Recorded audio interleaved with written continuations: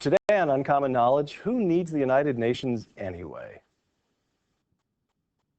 Funding for this program is provided by the John M. Olin Foundation.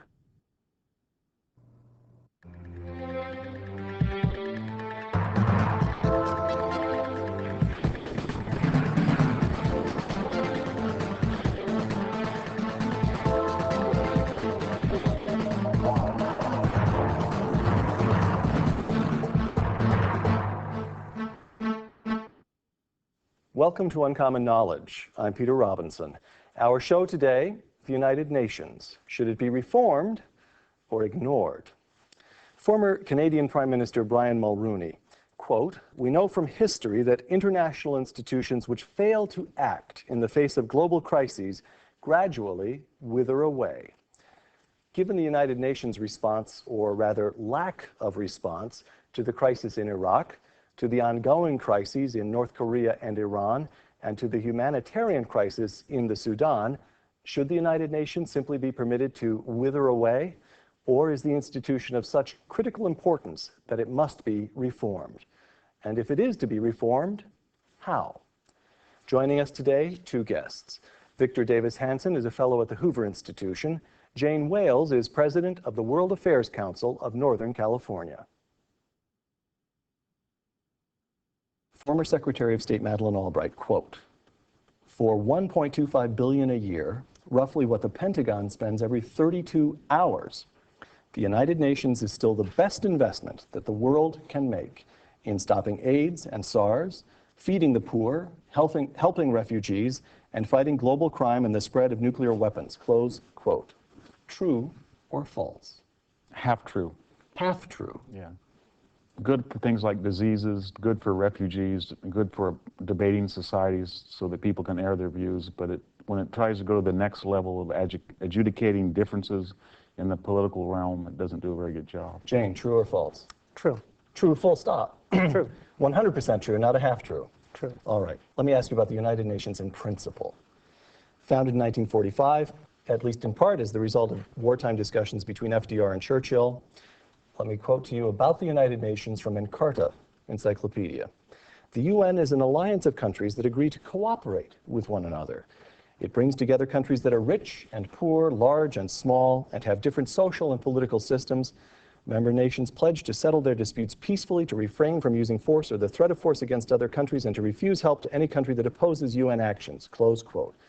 Victor Davis Hanson, what could possibly be wrong with so much sweetness and light? Well, it's nice, it's a pretext, it's a nice pretense, but in fact, the UN is a bully organization. If China goes in and swallows up Tibet, takes over a whole country, it's pretty much silent about it. The UN is silent about it. Yeah, but almost half the General Assembly's resolutions are worried about Israel. Why? Because Israel's weak and strong comparatively to its neighbors who are large and populous. So it adjudicates, its resolutions are aimed at what is easy and not what's difficult. It's easy to attack or to censure the United States because we listen. It's not so easy to go into the Sudan and tell the Sudanese, stop killing 30, 40,000 people every 6 months. Jane, let me flip the question for you. Some 180 nations, 184 I think is the count at the moment, are members of the United Nations today. About 2/3 are oligarchies, autocracies, or dictatorships.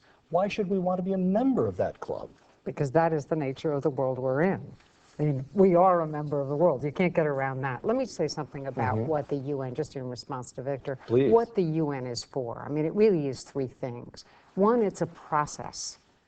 It's a process for establishing the principles for which countries are willing to fight, to stand, to pay. All right. And so it's an opportunity to persuade others of our values. All right. And A there are debating many, society.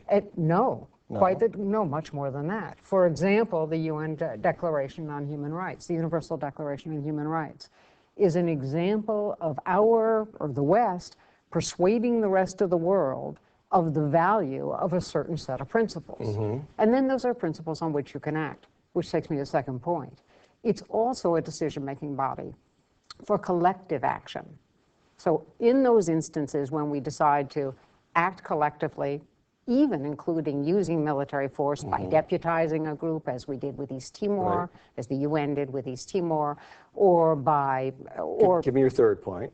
And the third point is that what it is in essence is an opportunity for to establish specialized agencies that have got expertise for carrying out those tasks that no one state can carry out alone. Now let's look at how the United Nations has responded to international crises throughout its history. First 4.5 decades, roughly, the United Nations' existence, there was one signal struggle in the world, the Cold War. Totalitarianism versus freedom, communism versus democracy. And on June 27, 1950, the UN Security Council votes to repel the North Korean invasion of South Korea because Stalin, for reasons that historians still don't understand, tells his ambassador not to veto it. With that one exception, the United Nations effectively sits out the Cold War, the signal struggle of its day. Why should that organization have any moral legitimacy at all? Actually, what it did throughout the Cold War is, in fact, create forums for establishing some of the rules governing the Cold War, including rules with respect to the transfer of armaments, and then ultimately, the UN was the source through which, or the body through which, we came up with the Helsinki Accords, and which allowed us, in fact, in the 1970s to violate what had been, emphasize human rights, and violate what had been a basic UN rule, which is you don't interfere into the affairs of others. The UN has a distinguished record during the Cold War, Victor. No, I think what ended the Cold War, whether we like him or not, was Ronald Reagan. The UN did nothing to stop the onset of countries like Russia or China that collectively killed 80 million people in the 20th century.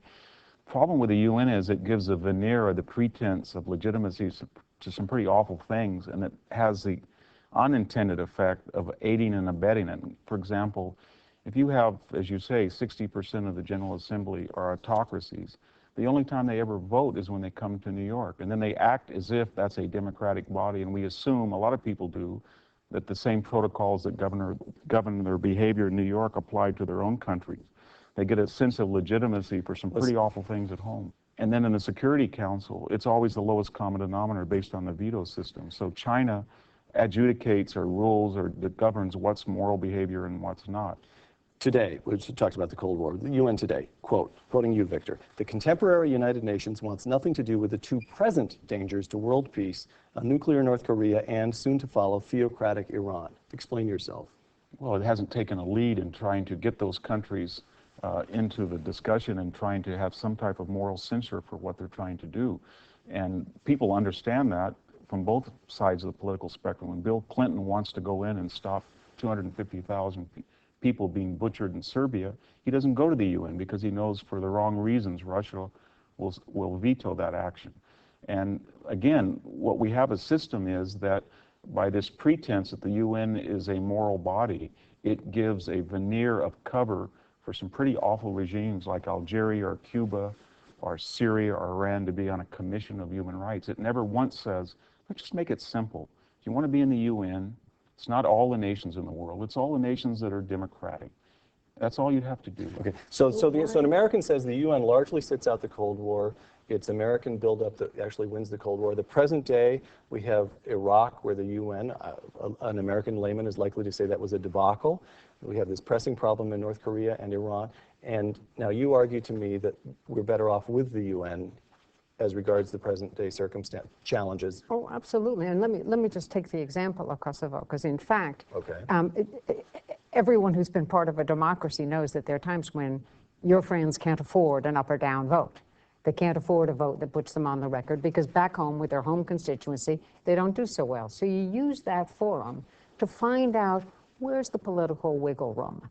We used, the Clinton administration used the UN precisely for that when it came to going into Kosovo. We got a sense that there would be no objection, that nobody would try to stop us if we went into Kosovo, that there would be sort of a wink and a nod. And you see that very often in our own Congress, in our own town meetings. This is the way decisions are frequently made. So when the UN is behind you, you use it and you apply for its sanction, and when it's not, you go act unilaterally. I didn't, well, In this case, it wasn't unilateral. What it was NATO that went into Kosovo, as you recall. But there was a situation where we knew that Russia could not afford to vote, but it could afford to stand by, let us do the right thing, and then help us out later. And then, of course. So when should the United States work with the UN, and when should it not? Your argument makes a lot of sense. There are circumstances in which the United Nations is useful, right? But by playing by UN rules, by going to the United Nations, by taking it seriously, the United States tends to bind itself to United Nations decisions. And there are also plenty of times when the United Nations is going to work and operate in a way which is perverse, contrary to our interest, and so forth. So how do you do what Victor just said? In effect, the United States, how does it legitimately, before world opinion, carve out the position that when the UN is sensible and useful, we will use the United Nations, and when it's contrary, we will do what we have to do. George Bush tried that, and the whole world came down on him. No, it's always understood that every state has got a right to look out for its own national security interests, and that the UN cannot deny it. That, in fact, the UN Charter even says that. But let me just go further. Let me take the example of Iraq, because that's a very interesting example, and that's what's in fact provoked so many people to be critical of the United Nations, is its failure to back us in Iraq. Right. What's interesting is we went to the UN, and instead of saying, we would like to enforce your resolution, i.e., our goal is to disarm Iraq, to enforce the terms of the armistice. Instead of saying that, which they would have voted for, coercive inspections could have passed. Instead, we said we want to change the rules. We would like regime change for the sake of regime change so that we can alter the entire Middle East. Trust me, if any other country went to the UN and said, we would like to remake a region, he never said we would oppose that. The president never said we're going to remake the Middle East. He said he went to the UN and said, your body will have no credibility unless your resolutions are enforced. The only reason that inspectors were asking was not because of UN authority, but because of fear of the United States. And Bill Clinton, for example, bombed 4 days under Operation Desert Fox, and Mr. Zenny himself said he killed 4,000 Iraqis. Nobody in the UN criticized the United States. Let me agree. Because there's not a arbiter of behavior that's based on principle. It's always going to be convenient and has a political agenda behind it.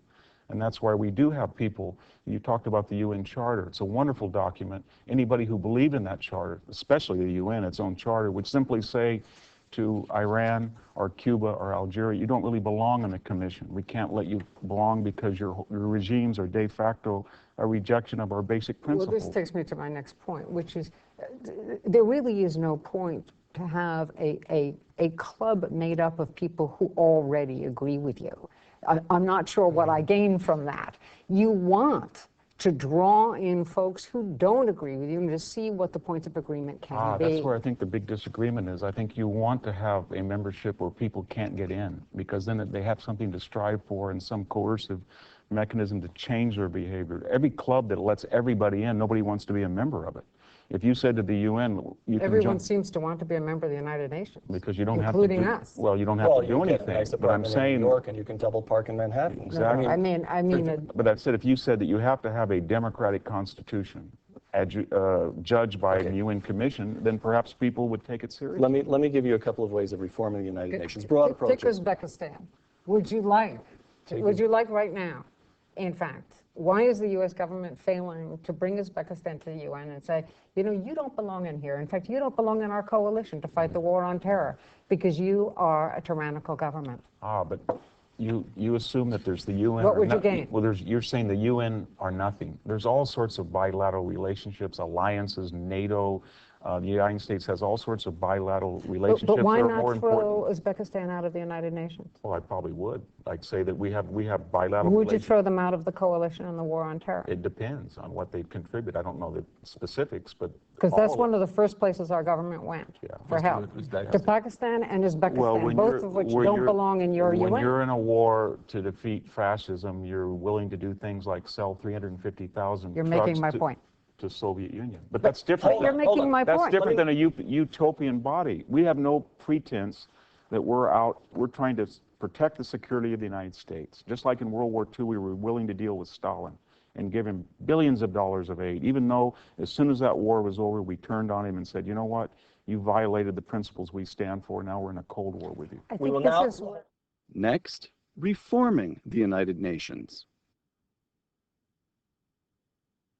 One approach is to reform the United Nations itself extensively.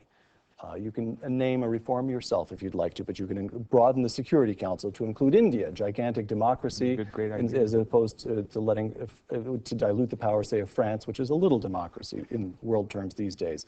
Insist that other nations, such as Russia and China, contribute more to the costs of operations. Amend the Charter to make it much more explicit that member nations have the right to defend themselves against terrorist threats and rogue states. All right, you go for that? You'd like to do all of that?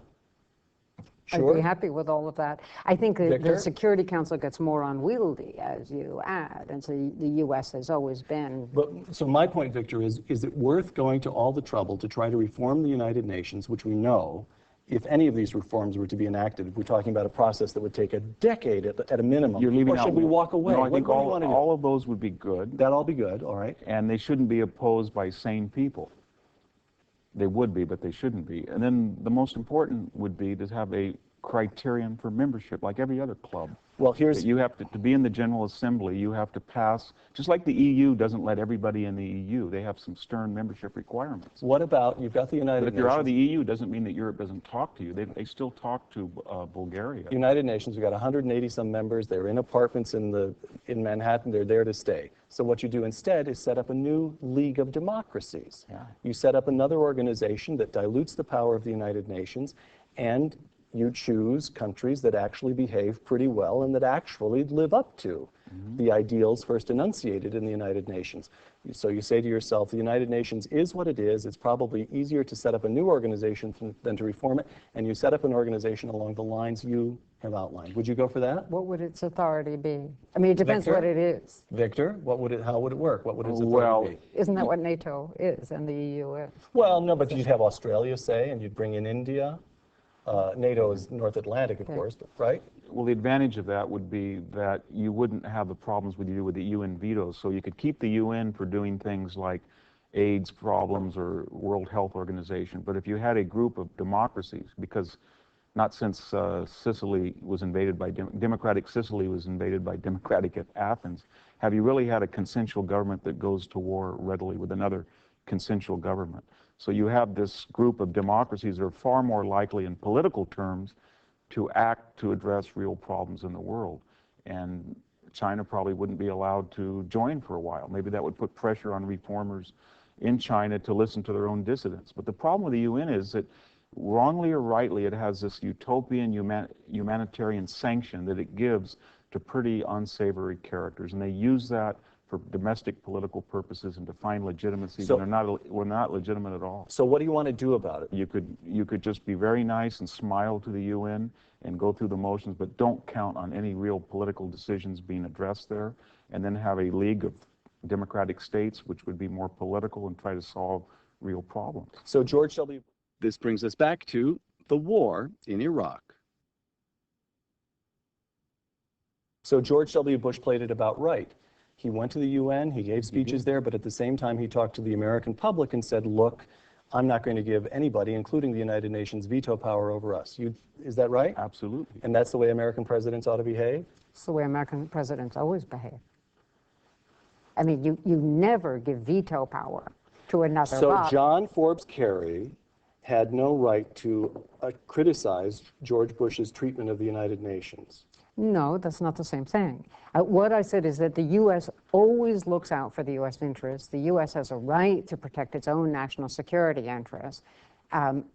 John Forbes Kerry may not agree that going into Iraq the way we did, when we did, was actually in our national security interest. But as regards, so it was not a persuasive argument. As regards the United Nations, what did Bush do wrong? He argued, I mean, what I said earlier is that he argued that this was to enforce a set of UN resolutions, when in fact, it was not to enforce a set of UN resolutions. To enforce those set of UN resolutions, the smart thing to do is what he appeared to be doing at first, and that is to amass a significant force get the weapons inspectors back in with the constant All with the threat, sanction of the United Nations. All Step with- by step, they approve it. all with the threat of force. Yeah. If Saddam Hussein ever threw out weapons inspectors, ever failed to. But he should have gotten the vote of the Security Council for each of these steps. I'm not sure it was needed to have a vote of Security Council to do that. It was needed to have a vote of the Security Council to change the rules, to change the objectives. All right. Well, its logic is that it assumes one thing, that for the UN to work, the United States has to work against the UN. It has to step forward and say, I'm the self-appointed sheriff, and the inspectors are going to go back into Iraq, or we're going to take unilateral action, which the UN will then oppose. No, because it doesn't need to be No, unilateral. they would have never been invited back in. There's a different set of issues, and that is the fact that no other nation has got the airlift and sea lift capacity that we have. No other nation has the military force we have. So if you're going to have a major military action, if the UN existed or did not exist, it is an inescapable fact that we have to play a role. Here, let me ask you another couple of questions. All right, so we are the world's only superpower, and at this given moment, we are a democracy. We do indeed, as a country, live up to the ideals in the United Nations Charter. We have a Bill of Rights. Human rights is a perpetual political issue. It's something we take very seriously. Why do we need to go to the United Nations at all to sanction any action we wish to take? I think Victor grants you that the United Nations is diplomatically useful as a sounding board. Because legitimacy on the ground matters, and we're But finding. why is it that the United Nations grants legitimacy? That's what I'm trying to get from you, Jane. Ask those for whom the legitimacy takes. Does the average Iraqi see us as being a legitimate actor right now? Does Sistani, But the average Iraqi could be a very confused person. Likewise, the average Frenchman. But hear me out. Sistani right now, Grand Ayatollah Sistani, will not speak to an American representative. What did he think 10 years ago when Saddam Hussein was in power? Did he think the UN was legitimate, or Saddam Hussein? Let me just complete my point. Go ahead, make your point. Make your point. However, he would deal with the UN. For some reason, the United Nations is perceived as a legitimate force there. You're saying is that for otherwise. mysterious reasons, which we need not even ponder, Well, they're not the United mysterious. Nations does indeed confer moral legitimacy. And Victor's saying, exactly, and that's what's wrong.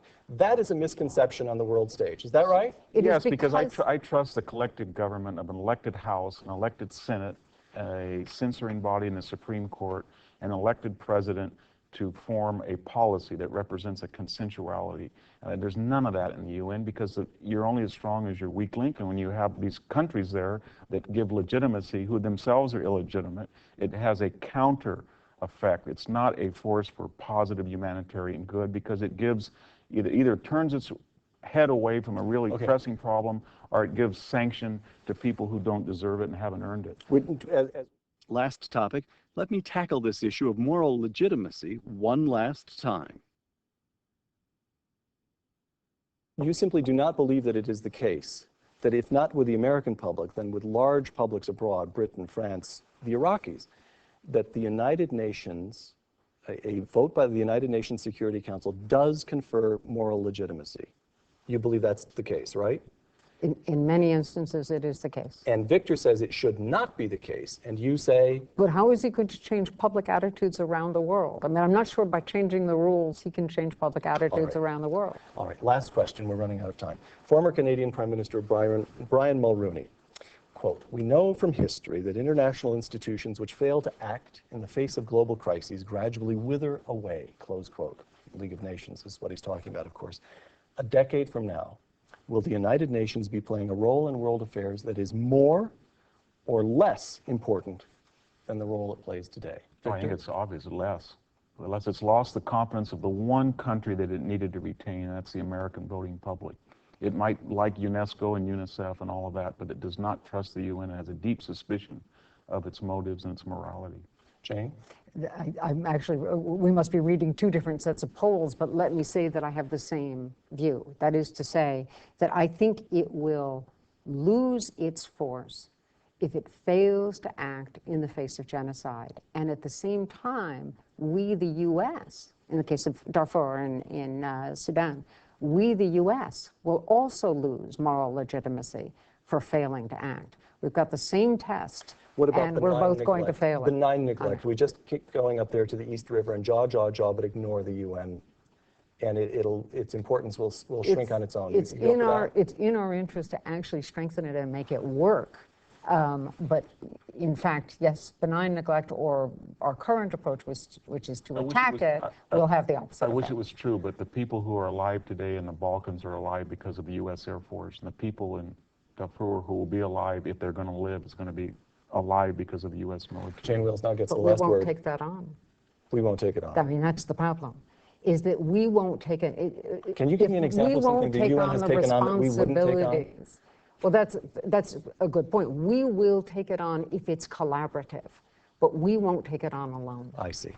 Jane Wales, Victor Davis Hanson, thank you very much. Thank you. I'm Peter Robinson for Uncommon Knowledge. Thanks for joining us.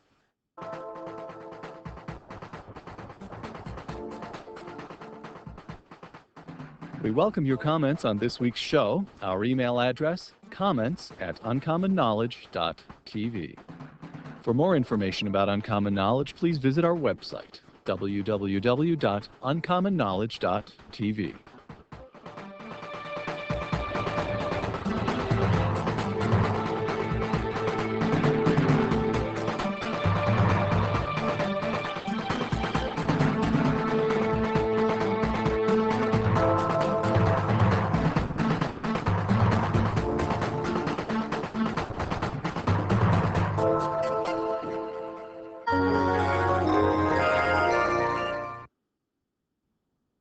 Funding for this program was provided by the John M. Olin Foundation.